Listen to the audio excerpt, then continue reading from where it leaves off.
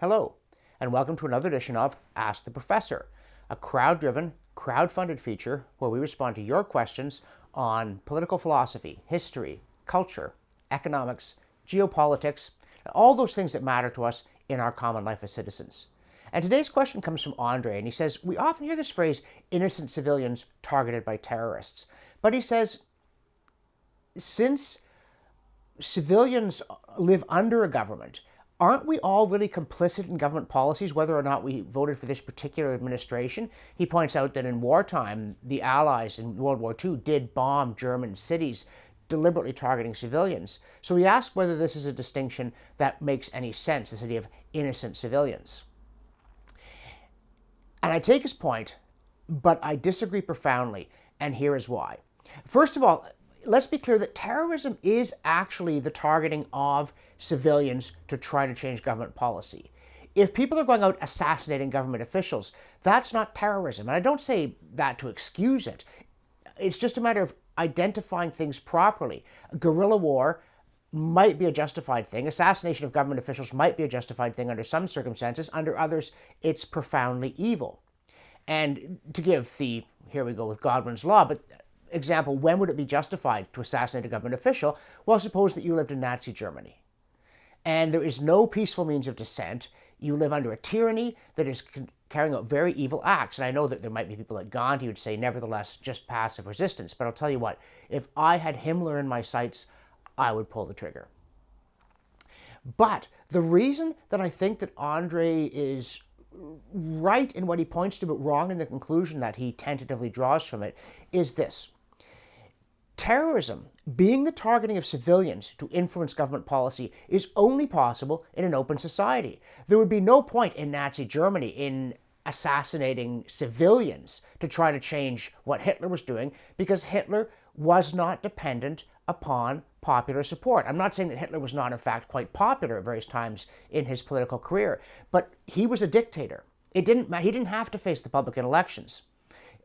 A disaffected public meant nothing to him. It's the same thing if you were in the Soviet Union and you shot somebody in the street to try and get Brezhnev to change his foreign policy.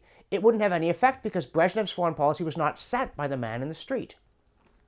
Terrorism is only effective in societies where policy is driven ultimately by the public. And I understand it. Democracy is very frustrating. It can be very hard to get the right policies in place. You guys keep losing elections. It seems like no matter who you vote for, the government always gets in. All these considerations. Nevertheless, if a policy in an open society like Canada or the United States or Britain or Australia is sufficiently obnoxious to enough people, it will get changed one way or another, either because of an election or for fear of an election defeat. But because terrorism only works in societies where the government is answerable to public opinion, terrorism is never justified, because in societies where the government is answerable to public opinion, you can change policy by peaceful discussion. Even when a democracy has a bad foreign policy, people will often think, especially on national security, this is a terrible policy. Our government's committing war crimes. But the government can be held to account through nonviolent means.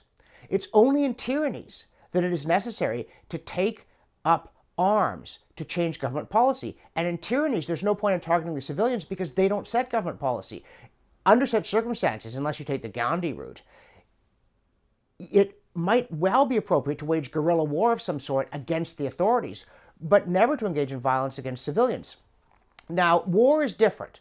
The Allied bombing of German cities was intended partly to destroy war production by targeting civilian workers, but also to break civilian morale. It doesn't seem to have been very effective, whereas, of course, the atomic bombings of Hiroshima and Nagasaki put an end to World War II in very short order.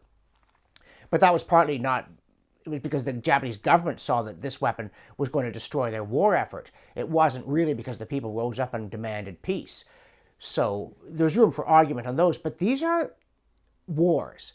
These are situations where you have declared armed conflict against another country or civilization or alliance and made plain that you are going to use as much force as necessary to break them, to destroy their war effort. Terrorism doesn't take place during wars. Terrorism takes place in peacetime, and it's always wrong because it is only possible against societies where it is not necessary to use violence. Again, what you might think of assassination and tyranny is an entirely different matter.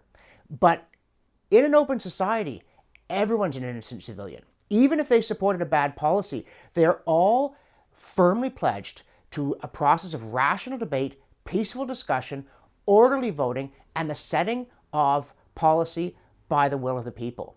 And in that situation, anybody who cannot prevail in open debate has no right to resort to other means. They've just got to try to make better arguments. In a democracy, in a very real sense, everybody's an innocent civilian. So terrorism is never justified. If you're enjoying Ask the Professor and you'd like to submit a question, all our questions come from viewers, this URL will take you to the appropriate place on my website.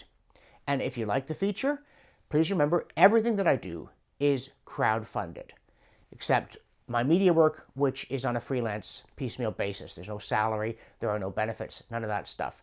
I'm counting on you to keep my documentaries, Ask the Professors, and everything else in production.